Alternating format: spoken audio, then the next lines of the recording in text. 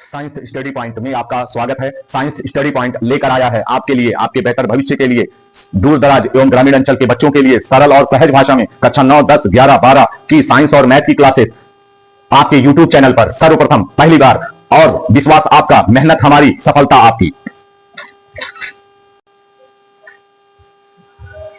Science study point की live history में आप सभी का स्वागत है। मैं आशा करता हूं आप सब खुश होंगे, मस्त होंगे और स्वस्थ होंगे। आइए आपको चैप्टर 1 साइंस क्लास 10th में फिर आपको एक वीडियो लेकर आए हैं जिसमें हमने समीकरण को संतुलित करना और किस समीकरण में जो है ऑक्सीकरण हो रहा है और किसमें अपचयन हो रहा है, और साथ ही कौन ऑक्सीकारक है और कौन अपचायक है, इसके बारे में हम आपको बेहतरीन टाइप से बताएंगे आपको। चलिए देखते हैं। ये समीकरण है, फर्स्ट समीकरण है। तो यहां SO2 है, यहां H2S है, 2H2O 3S, ठीक है। तो समीकरण, संतुलित समीकरण क्या होता है? संतुलित समीकरण होता क्या है पहले आप जानिए। वह समीकरण जिसमें अभिकारक के परमाणुओं की संख्याएं और उत्पादों के परमाणुओं की संख्याएं बराबर होती हैं, बैलेंस्ड होती हैं, तो उन्हें संतुलित रासायनिक समीकरण कहते हैं। तो क्या यहां अभिकारकों और उत्पादों के में परमाणुओं की संख्याएं बराबर हैं? अगर बराबर हैं तो वो परमाणु संतुलित रासायनिक समीकरण कहलाता है। तो देखिए, यहां सल्फर के परमाणु की संख्या 1 है और यहां 3 है। जब यहां पर 3 है और यहां पर सल्फर के परमाणु 1 है तो इसका मतलब यह संतुलित रासायनिक समीकरण नहीं है। तो आपको इसको संतुलित रासायनिक समीकरण में बदलना है। तो बदलने के लिए हम क्या करेंगे, यहां 3 परमाणु है तो हमें यहां भी 3 ऐड करना पड़ेगा। तो हम यहां 3 संख्या ऐड करते हैं, और जब हम यहां 3 संख्या ऐड करेंगे तो 3 संख्या ऐड करने से जो है, सॉरी देखिए, इसमें यहां पर 3 सल्फर परमाणु है, यहां पर 2 सल्फर परमाणु है, और 2 सल्फर परमाणु है, इसका मतलब इधर एक और सल्फर की आवश्यकता है। तो हम क्या करेंगे, हम यहां पर 2 ऐड करेंगे। जब यहां 2 ऐड करेंगे तो ये 2 सल्फर हुआ और एक 1 3 सल्फर हो जाएगा। यहां भी 3 सल्फर है और यहां भी 3 सल्फर है। तो लीजिए, हमने सल्फर परमाणु की संख्या को बैलेंस किया दोनों तरफ, अभिकारकों में भी और उत्पादों में भी। अब नेक्स्ट आगे बढ़ते हैं। तो यहां ऑक्सीजन की संख्या 2 है और यहां भी ऑक्सीजन की संख्या 2 है, ये ऑक्सीजन बराबर है। नेक्स्ट आगे बढ़ेंगे, हाइड्रोजन की संख्या 4 है और हाइड्रोजन की संख्या भी 4 है। तो लीजिए, यह इस समीकरण में सारे परमाणु जो हैं वो बैलेंस है, बराबर हैं। तो अतः इसको हम संतुलित रासायनिक समीकरण कह सकते हैं। यह संतुलित रासायनिक समीकरण है। अब देखिए, इस संतुलित रासायनिक समीकरण में यदि आपसे पूछा जाए कि इसमें ऑक्सीडेशन किसमें हो रहा है और रिडक्शन किसमें हो रहा है, या पूछा जाए ऑक्सीकरण बताओ और अपचयन बताओ कि किसमें ऑक्सीकरण हो रहा है, किसमें अपचयन हो रहा है, तो ध्यान दीजिएगा। तो यहां इसके लिए आप ध्यान दीजिएगा, यहां आप इस ऑक्सीजन की संयोजकता 2 होती है। ऑक्सीजन की संयोजकता कितनी होती है? 2 होती है। और तो इसकी संयोजकता 2 है, ऑक्सीजन के 2 परमाणु है। एक ऑक्सीजन की संयोजकता 2 और ऑक्सीजन के परमाणु की संख्या 2 है। तो कंप्लीट 4 इलेक्ट्रॉन आ जाएंगे। इसके सल्फर के पास आ जाएगा कंप्लीट, इसका हो जाएगा कंप्लीट, इसके पास टोटल जो इलेक्ट्रॉन हो जाएंगे -4 हो जाएंगे। और -4 इलेक्ट्रॉन देगा कौन? सल्फर ही तो देगा, सल्फर है तो सल्फर ही उसको इलेक्ट्रॉन देगा। तो इसलिए उस पर 4+4 आवेश आ जाएगा। तो ऑक्सीजन के द्वारा कुल इलेक्ट्रॉन लिए जाएंगे 4, क्योंकि एक ऑक्सीजन 2 इलेक्ट्रॉन लेता है, 2 ऑक्सीजन परमाणु है, तो कितने इलेक्ट्रॉन लेगा? 4 इलेक्ट्रॉन ग्रहण करेगा। और ग्रहण करेगा ऑक्सीजन परमाणु, तो देगा कौन? बगल वाला परमाणु ही तो देगा। तो बगल वाला परमाणु 4 इलेक्ट्रॉन देगा। तो इस प्रकार से सल्फर पर आवेश है, ये ऑक्सीजन पर है। इसी प्रकार से यहां देखिए, यहां सल्फर की ऑक्सीडेशन नंबर -2 होती है। तो -2, इसका मतलब एक सल्फर परमाणु 2 इलेक्ट्रॉन ग्रहण करता है, तो कुल टोटल 2 ही इलेक्ट्रॉन ग्रहण करता है, क्योंकि परमाणु की संख्या एक ही है और एक सल्फर 2 इलेक्ट्रॉन ग्रहण करता है, तो कुल टोटल 2 इलेक्ट्रॉन ग्रहण कर रहा है। और देगा कौन? यहां देगा, ये 2 हाइड्रोजन दिया गया है, तो इसका मतलब एक हाइड्रोजन 1 इलेक्ट्रॉन देता है। तो कितने हाइड्रोजन दे रहे हैं? 2। तो यहां हाइड्रोजन क्या है? कि हाइड्रोजन में इलेक्ट्रॉनों की संख्या क्या है, 1 है। ठीक है, इलेक्ट्रॉनों की संख्या 1 एक परमाणु के द्वारा, और चूंकि 2 परमाणु है तो आप यहां +2 कह सकते हैं, यहां आप +2 कह सकते हैं क्योंकि 2 परमाणु है। ठीक है, वैसे ही यहां भी आपका -2 हो जाएगा, यहां +1 हो जाएगा, या आप +2 कह सकते हैं क्योंकि 2 परमाणु है। इसी प्रकार यहां 0 हो जाएगा, यहां अकेला परमाणु है, यहां इस सल्फर के द्वारा कोई इलेक्ट्रॉन का त्याग या ग्रहण नहीं किया जा रहा है। तो देखिए, हमने बहुत आसान तरीके से बताया कि किस परमाणु पर कितना आवेश होता है। अब इस आवेश के द्वारा हम आसानी से बता देंगे कि इसमें ऑक्सीकरण किस में हो रहा है और अपचयन किस में हो रहा है। देखिए, यहां सल्फर में +4 से आपकी संख्या हो रही है 0। तो मैंने एक वीडियो में आपको मैंने बताया था कि प्लस संख्या जो होती है वो इलेक्ट्रॉन के त्याग को बताती है, इलेक्ट्रॉनों के त्याग को बताती है। वो क्या बताती है? इलेक्ट्रॉनों के त्याग को, कि उस परमाणु के द्वारा इलेक्ट्रॉन का त्याग किया जाए, इलेक्ट्रॉनों के त्याग को बताती है। इलेक्ट्रॉनों के त्याग मतलब प्लस का मतलब होता है इलेक्ट्रॉनों का त्याग किया जाए। ठीक है, माइनस का मतलब होता है इलेक्ट्रॉन ग्रहण किए जाए। इलेक्ट्रॉन क्या किए जाए? ग्रहण किए जाए, इलेक्ट्रॉन ग्रहण किए जाए। तो इस प्रकार से माइनस का मतलब होता है, माइनस आवेश का मतलब होता है इलेक्ट्रॉन ग्रहण करना, प्लस का मतलब होता है इलेक्ट्रॉन का त्याग करना। तो यहाँ +4 इलेक्ट्रॉन सल्फर के द्वारा ग्रहण किए जा रहे हैं और यहाँ पर कोई इलेक्ट्रॉन ग्रहण नहीं किया जा रहा, मतलब कि यहां +4 इलेक्ट्रॉन त्याग किया जा रहा है, प्लस है तो इलेक्ट्रॉन का त्याग किया जा रहा है, यहां कोई इलेक्ट्रॉन त्याग नहीं किया जा रहा। और यदि अगर कोई इलेक्ट्रॉन त्याग नहीं किया जा रहा है तो मतलब यहां पर बचत हो रही है। क्या हो रही है? बचत हो रही है। तो बचत हो रही है इसका मतलब वृद्धि हो रहा है, और जहां जहां इलेक्ट्रॉनों की बचत होगी मतलब वृद्धि होगी। भाई बचत होगी तो निश्चित रूप से वृद्धि मानी जाएगी। तो जहां वृद्धि होती है वहां पे क्या होता है? अपचयन होता है। वहां क्या होता है? अपचयन की क्रिया होती है। और हमने बताया था जहां अपचयन होगा वो आपका ऑक्सीकारक कहलाता है। क्या कहलाता है? वो आपका ऑक्सीकारक कहलाता है। ये पूरी बात आपको हमने बताई। नेक्स्ट आपका देखिए, यहां पर आपका क्या है? -2 है, यहां माइनस सल्फर में -2 है, और यहां O है सल्फर में। देखिए यहां सल्फर में -2 है, यहां O है। अब -2 का मतलब इसके द्वारा इलेक्ट्रॉन ग्रहण किया जा रहा है, इलेक्ट्रॉन ग्रहण किया जा रहा है, और यहां कोई इलेक्ट्रॉन ग्रहण नहीं किया जा रहा। जब यहां कोई इलेक्ट्रॉन ग्रहण नहीं किया जा रहा तो इसका मतलब कि यहां कमी हो जाएगी। यहां 2 इलेक्ट्रॉन ग्रहण किया जा रहा है, यहां कोई इलेक्ट्रॉन नहीं ग्रहण किया जा रहा, तो यहां इलेक्ट्रॉन की कमी होगी। और इलेक्ट्रॉन की कमी होना क्या कहलाता है? ऑक्सीकरण कहलाता है। क्या कहलाता है? ऑक्सीकरण कहलाता है।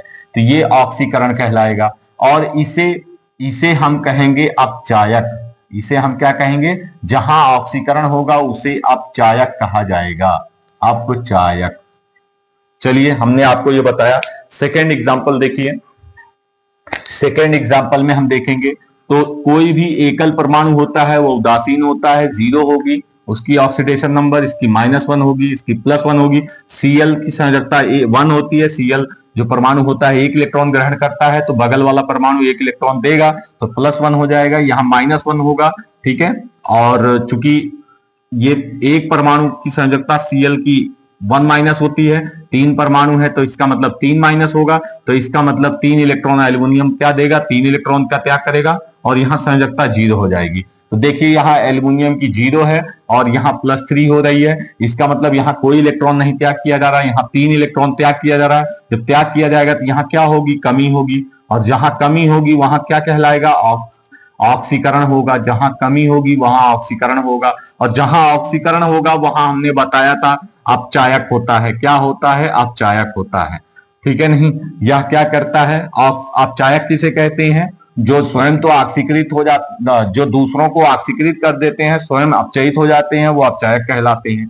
यहां देखिए हाइड्रोजन की +1 है और यहां हाइड्रोजन की 0 है, तो +1 से 0 हो रहा है। +1 का मतलब इलेक्ट्रॉन त्याग किया जा रहा है, यहां कोई इलेक्ट्रॉन नहीं त्याग किया जा रहा, अर्थात बचत की जा रही। तो भाई धन की बचत करेंगे तो क्या होगा? वृद्धि होती है। तो लीजिए भाई यहां क्या होगी? वृद्धि होगी। वृद्धि होगी तो अपचयन होगा। वृद्धि को हमने क्या कहा था? अपचयन कहा था हमने। जहां वृद्धि होगी, भाई बचत करेगा तो बचत में वृद्धि होगी, तो वृद्धि होगी तो वहां क्या होगा? अपचयन होगा, और अपचयन होगा तो क्या होगा? क्या कहा जाएगा? ऑक्सीकारक कहा जाएगा, उसको कहा जाएगा ऑक्सीकारक। तो ये आपका क्या है? इसको आप कह सकते हैं ऑक्सीकारक। तो इसको ऑक्सीकारक कह सकते हैं, ठीक है। और हमने इसको समीकरण को संतुलित नहीं किया है, इसको देख लेते हैं, संतुलित कर लेते हैं। देखिए एल्युमिनियम की संख्या एक है, यहाँ हाइड्रोजन की संख्या 1 है, यहाँ 2 है, तो यहाँ 2 कर लेंगे तो हाइड्रोजन बैलेंस हो चुका है। अब देखिए 2 Cl है, यहाँ 3 Cl है, तो यहाँ आप क्या करेंगे, 2 करेंगे। 2 करने से एल्युमिनियम की संख्या बढ़ जाएगी यहाँ पर, तो यहाँ भी 2 कर लेंगे। और जब 2 किए तो यहाँ 6 इलेक्ट्रॉन 6 Cl हो गए, तो यहाँ क्या हो जाएगा, आपका 6 हो जाएगा और यहाँ 3 हो जाएगा। लीजिए समीकरण को संतुलित कर चुके हैं हम। तो समीकरण को संतुलित करना बहुत अच्छे तरीके से आपको आना चाहिए। देखिए एल्युमिनियम की संख्या 2 है, हाइड्रोजन की संख्या 6 है, यहाँ भी हाइड्रोजन 6 है, Cl 6 है और यहाँ भी Cl कितना है, 6 है। तो ये हमने आपको समीकरण को संतुलित करना बताया और बहुत आसान तरीके से हमने ऑक्सीडेशन ऑक्सीकरण बताया और रिडक्शन अपचयन को हमने बताया और साथ ही हमने बताया कि ऑक्सीकारक क्या है, अपचायक क्या है। चलिए फिर नेक्स्ट में बताते हैं आपको, इसको मिटा देते हैं, मिटाने पर क्लियरली समझ में आता है, ठीक है। चलिए इसको मिटाया जाए। 2 बता चुके हैं आपको। देखिए नेक्स्ट, यहां देखिए सल्फर की संयोजकता -2 होती है, इसका मतलब एक हाइड्रोजन 1 इलेक्ट्रॉन देता है, इसका मतलब 2 इलेक्ट्रॉन का त्याग कर रहा है, ठीक है नहीं, और 2 इलेक्ट्रॉन ग्रहण कर रहा है। ऑक्सीजन की -2 होती है, इसका मतलब सल्फर 4 इलेक्ट्रॉन दे रहा है, चूंकि अकेला परमाणु है तो 4 इलेक्ट्रॉन देगा। 2 ऑक्सीजन परमाणु, एक ऑक्सीजन तो 2 इलेक्ट्रॉन ग्रहण करता है, 2 परमाणु 4 ग्रहण करेगा तो सल्फर उसको 4 इलेक्ट्रॉन देगा, यहाँ 0 होगा, ठीक है। उसी प्रकार से यहाँ -2, यहाँ +1 होगा। अब ध्यान दीजिए, पहले समीकरण को संतुलित कर लेते हैं। संतुलित समीकरण है कि नहीं, संतुलित समीकरण नहीं है, ठीक है, क्योंकि यहाँ 2 सल्फर है, यहाँ 1 सल्फर है। पहले हम समीकरण को संतुलित कर लेते हैं। तो समीकरणों को संतुलित करने के लिए आप क्या करेंगे, यहाँ पर सल्फर 2 है, यहाँ 2 है, यहाँ 2 नहीं है तो 2 कर लेंगे, सल्फर 2 हो चुका है। अब यहाँ पे हाइड्रोजन 2 है, हाइड्रोजन 2 है, सही है। ऑक्सीजन यहाँ 2 है, यहाँ ऑक्सीजन 2 नहीं है तो 2 कर लेंगे। अब हाइड्रोजन कितना हो गया, ऑक्सीजन तो 2 हो गया, यहाँ भी 2 है, लेकिन हाइड्रोजन कितना हो गया, 4 हो गया, तो उसके लिए हाइड्रोजन के लिए यहाँ 2 करेंगे। जब यहाँ 2 करेंगे तो सल्फर कितना हो जाएगा, 3 हो जाएगा। यहाँ 2 की बजाय क्या कर लेंगे, 3 कर देंगे। लीजिए संतुलित रासायनिक समीकरण है। तो संतुलित करना बहुत आसान तरीके से आप समझ लीजिए, ठीक है, नंबर ऐड करके कैसे संतुलित किया जाता है। अब देखिए हम बताने वाले थे, हाइड्रोजन की संयोजकता यहाँ +1 होगी, एकल परमाणु की, 2 परमाणु है तो +2 इलेक्ट्रॉन देगा, ये 2 इलेक्ट्रॉन ग्रहण करेगा, ये सल्फर 4 इलेक्ट्रॉन देगा। ऑक्सीजन के 2 परमाणु 2-2 इलेक्ट्रॉन लेंगे, ठीक है। 3s 0 ही रहेगा, एकल परमाणु उदासीन होता है। यहाँ +1 इसी संयोजकता आएगी, इसकी -2 आएगी, ठीक है। अब देखिए यहाँ पर सल्फर का -2 है और यहाँ पे 0 है। जो -2 का मतलब होता है, मैंने बताया था आपको, वही बात याद रखना है। माइनस का मतलब होता है इलेक्ट्रॉन ग्रहण करना, माइनस का मतलब होता है इलेक्ट्रॉन ग्रहण करना, ग्रहण, ये बात याद रखिएगा, ग्रहण करना। और माइनस आवेश का मतलब होता है इलेक्ट्रॉन ग्रहण करना, प्लस आवेश का मतलब होता है इलेक्ट्रॉन का त्याग करना, इलेक्ट्रॉन की कमी होना, इलेक्ट्रॉन का त्याग करना। ये आप माइंड में बैठा के रखिएगा, त्याग करना, ठीक है।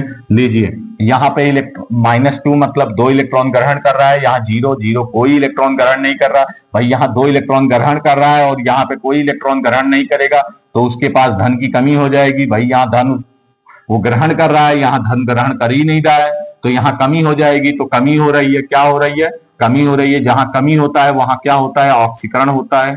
जहां कमी होती है वहां क्या होता है, ऑक्सीकरण होता है। और जहां ऑक्सीकरण होता है वहां अपचायक कहलाता है।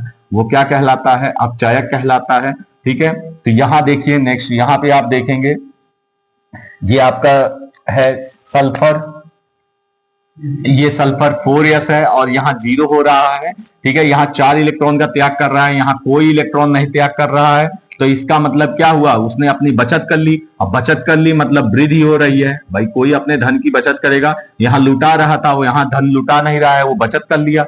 बचत कर लिया तो मतलब उसने अपने धन की वृद्धि कर ली। अब वृद्धि करना, जहां वृद्धि होगी वहां अपचयन कहलाएगा। क्या कहलाएगा, अपचयन कहलाएगा। ये अपचयन है। और अपचयन को क्या कहा जाता है, हमने बताया था आपको, ये ऑक्सीकारक कहलाएगा। क्या कहलाएगा, ऑक्सीकारक कहलाएगा। ऑक्सीकारक क्या होते हैं, वे पदार्थ जो दूसरों को अपचयित कर देते हैं और स्वयं ऑक्सीकृत हो जाते हैं, वो ऑक्सीकारक कहलाते हैं। तो ये हमने बहुत आसान तरीके से आपको समझाया। वैसे ही इस एग्जाम्पल को भी देखिए, यहाँ Cl के 3 परमाणु है, एक Cl की संयोजकता 1 होती है, तो 3 Cl है तो 3 इलेक्ट्रॉन ग्रहण करेगा, तो यहाँ 3 प्लस ये या फिर 3 इलेक्ट्रॉन देगा। Cl के एक परमाणु की संयोजकता -1 होती है, 4 परमाणु है तो 4 इलेक्ट्रॉन ग्रहण करेगा तो ये 4 इलेक्ट्रॉन देगा। ठीक है, इसी प्रकार से -1 तो यहाँ +2, 2 परमाणु है Cl के तो एक Cl 1 इलेक्ट्रॉन लेता है, 2 Cl है 2 इलेक्ट्रॉन लेगा, Fe उसको 2 इलेक्ट्रॉन देगा। यहाँ -1 होगा, 1 Cl 1 इलेक्ट्रॉन लेता है, 4 Cl है 4 इलेक्ट्रॉन लेगा, तो यहाँ +4 हो जाएगा। भाई बगल वाला परमाणु ही तो उसको 4 इलेक्ट्रॉन देगा, तो इसलिए यहाँ पे 4+ हो जाएगा। अब यहाँ देख लीजिए, यहाँ Fe क्या हो रहा है, +3 से +2, यहाँ 3 इलेक्ट्रॉन Fe त्याग कर रहा है, यहाँ 2 इलेक्ट्रॉन त्याग कर रहा है। तो देखिए यहाँ बचत कर ले रहा है भाई, यहाँ 3 त्याग कर रहा है, यहाँ 2 त्याग कर रहा है, मतलब एक इसने बचत कर लिया। बचत कर लिया मतलब वृद्धि हो जाएगी। क्या हो जाएगी? वृद्धि हो जाएगी। और जहां वृद्धि हो जाएगी वहां क्या होता है? जहां वृद्धि होगी वहां क्या कहलाता है? वहां हमने बताया था अपचयन कहलाता है। जहां वृद्धि होगी वहां अपचयन कहलाता है। और अपचयन क्या कहलाता है? ऑक्सीकारक कहलाता है। क्या कहलाता है? ऑक्सीकारक कहलाता है। ठीक है, और नेक्स्ट आपका Sn है, ये Sn है, और यहाँ सॉरी यहाँ SN4Cl है। यहाँ ये कहीं ना कहीं गलत हो रहा है, रुकिए एक बार चेक कर लिया जाए। रिएक्शन गलत है, इसको चेक कर लिया जाए।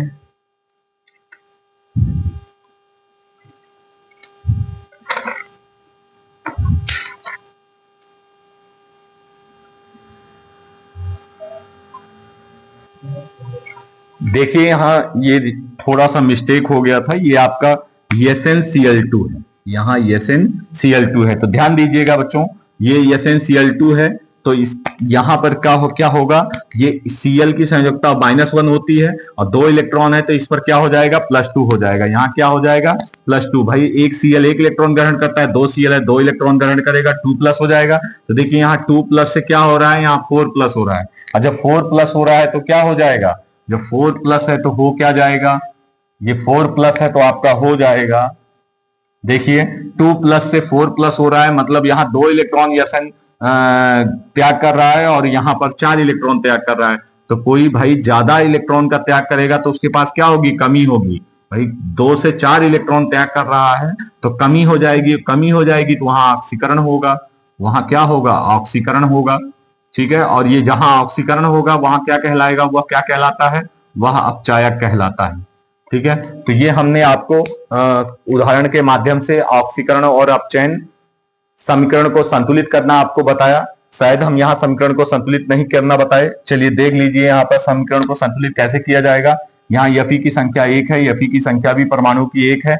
आगे बढ़ते हैं, यहाँ Cl3 है और यहाँ Cl6 है। देखिए यहाँ पे Cl कितने हैं? 6 हैं। तो हम क्या करेंगे? सॉरी यहाँ पे 5 है, यहाँ 5 है और यहाँ पे क्या है? 6 है। तो हम क्या करेंगे कि बैलेंस हो जाए? तो इसके लिए हम संख्या 5, तो 5 के लिए 1 तो हम ऐड करेंगे। अगर वहां 1 ऐड करते हैं तो ये 2 मतलब संख्या 2 ही रहेगी, नहीं बढ़ेगा, हमको 2 ऐड करना पड़ेगा। तो हम क्या करेंगे? यहाँ पर हम 2 ऐड करते हैं। जब हम यहाँ 2 ऐड करेंगे तो ये संख्या हो जाएगी 6 to 8 हो जाएगा।